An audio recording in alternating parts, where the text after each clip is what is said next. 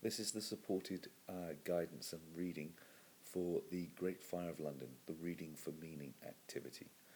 As we go through this, you can follow the narration of the story. You may also choose to make your notes, the headings of which you have already been provided with. Alternatively, you could use other methods like colour coding, giving each of the areas you are meant to be researching a separate colour and colour code as you go to make this an active activity. So, task.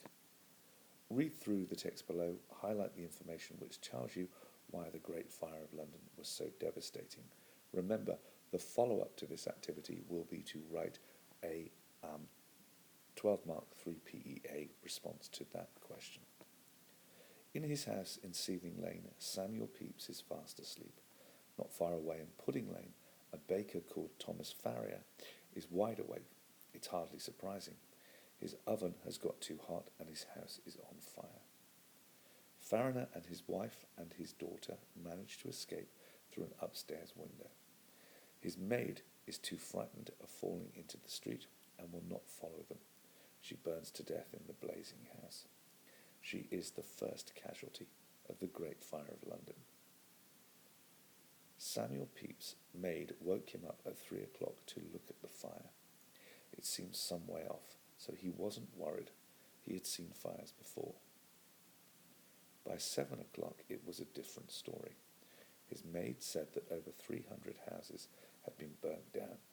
London in the 17th century was full of wooden houses, and they were closely packed together. The hot summer had made the timber dry, and it burned easily. Also, in these houses, heating and lighting was provided by fire. People were terrified. They dragged their goods from their houses and moved them to other houses. As the fire crept closer, due to the strong easterly wind, the flames spread across the city, so the people had to move again. The streets began to fill with frightened people fleeing the fire. Some piled their possessions on carts or horses, while others put them on boats on the River Thames. In the beginning, the town officials didn't believe that the fire was going to spread, so they did nothing. Eventually, the king, who was so worried he ordered houses to be pulled down to make a fire break. But people did not want to lose their homes, so they were often pulled down at the last moment. By then, it was too late. The last piles of timber and plaster just caught alight too. What made it worse was that the pumping house at London Bridge had been burned down. Firefighters soon found themselves short of water, especially as the water supply in 1666 was unusually low. In fact, there was no official fire brigade at this time.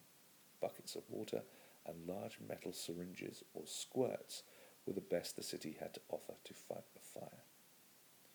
By Tuesday, the wind dropped and stopped pushing the fire across London, just in time to save St. Paul's Cathedral.